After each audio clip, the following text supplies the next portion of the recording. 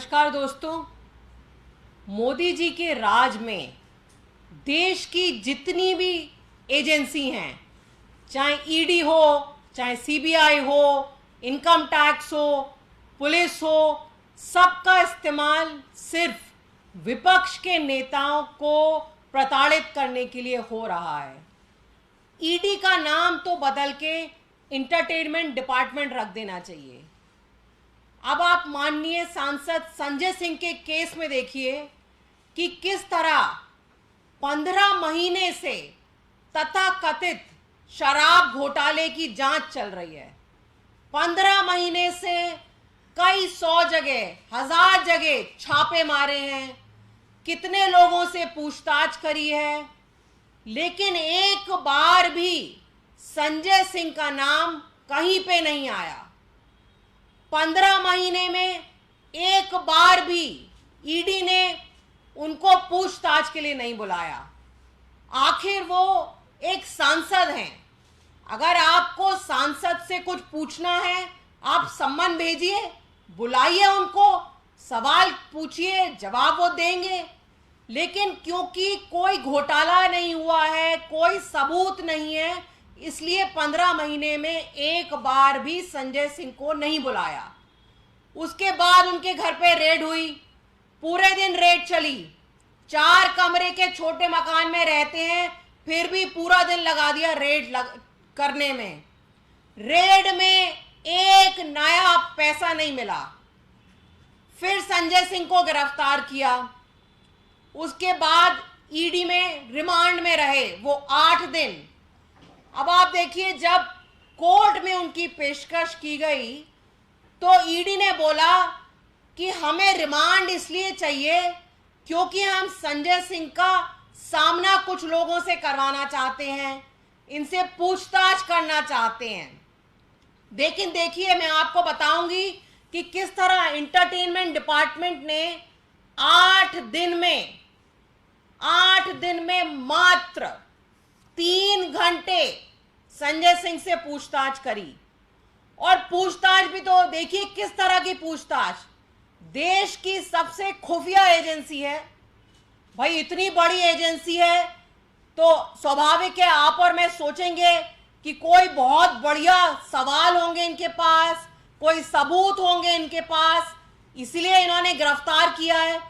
एक सांसद की गिरफ्तारी बहुत बड़ी बात होती है और इस देश में हर कोई ये सोचेगा कि गिरफ्तारी हुई है तो इसका मतलब कोई पुख्ता सबूत होगा।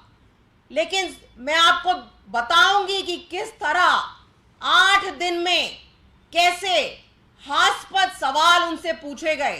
आप भी सोचेंगे कि ये ईडी है या किसी तरह की कोई मनगढ़ंत कहानी चल रही है, किसी पिक्चर की स्टोरी लिखी जा रही है।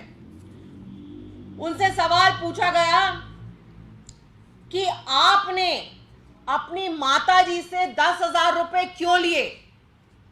अरे भाई, माताजी हैं, उनके पास, संजय सिंह के पास कुछ खर्चा के लिए उनको जरूरत थी, माताजी से पैसे लिए। आपने अपने पिताजी से पैसे क्यों लिए। संजय सिंह ने एक बहुत बड़ा एक कैंपेन चलाया था।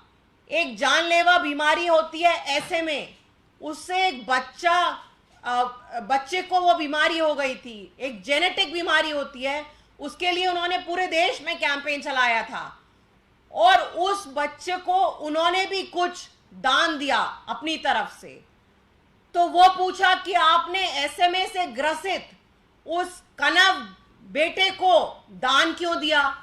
इस तरह के सवाल तो ईडी ने संजय सिंह को 8 दिन रखकर पूछे। अगर यही सवाल आपको पूछने थे तो आप एक समन भेजते, संजय सिंह पेश हो जाते आपके सामने। बल्कि संजय सिंह ने तो आपको कितनी चिट्ठियां लिखी थीं, क्योंकि संजय सिंह कह रहे थे कि मेरे पास अडानी भ्रष्टाचार के मामले में पुख्ता सबूत हैं। उन्होंने ईडी को कम से कम 15-20 चिट्ठियां लिखी कि मुझे मौका दीजिए, मैं आपसे मिलने आना चाहता हूं, आपको वो सबूत दिखाना चाहता हूं। वो तो खुद ईडी के पास जाना चाह रहे थे, उनको बुलाया तो नहीं, लेकिन बिना किसी सबूत के उनको गिरफ्तार कर लिया।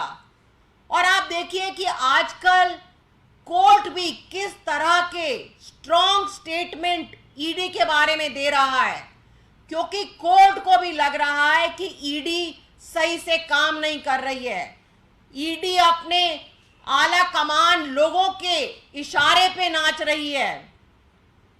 हाई कोर्ट में, सुप्रीम कोर्ट में पंकज बंसल के केस में ईडी ने कहा ED is a premier agency and it must be fair.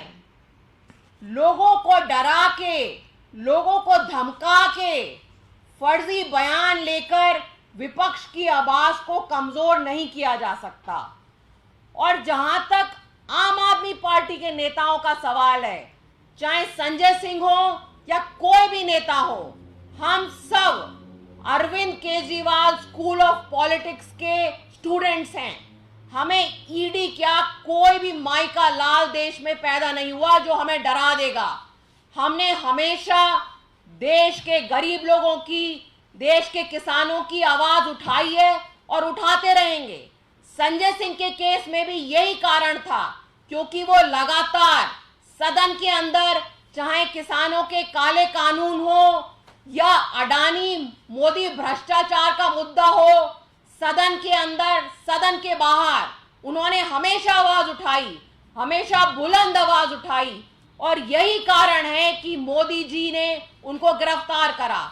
नहीं तो उनके खिलाफ ना कोई सबूत है, ना कोई बयान है। ये सिर्फ एक मोदी जी का डर है जिसकी वजह से संजय सिंह को गिरफ्तार किया गया है।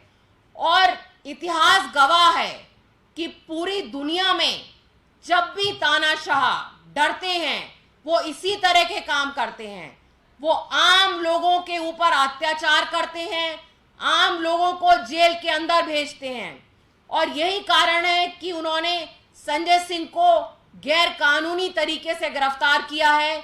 हमने उनकी गिरफ्तारी को हाई कोर्ट में चैलेंज भी किया है और हमें पूरा इस बात पे विश्वास है कि कोर्ट से हमें राहत मिलेगी और संजय सिंह शीघ्र रिहा होंगे।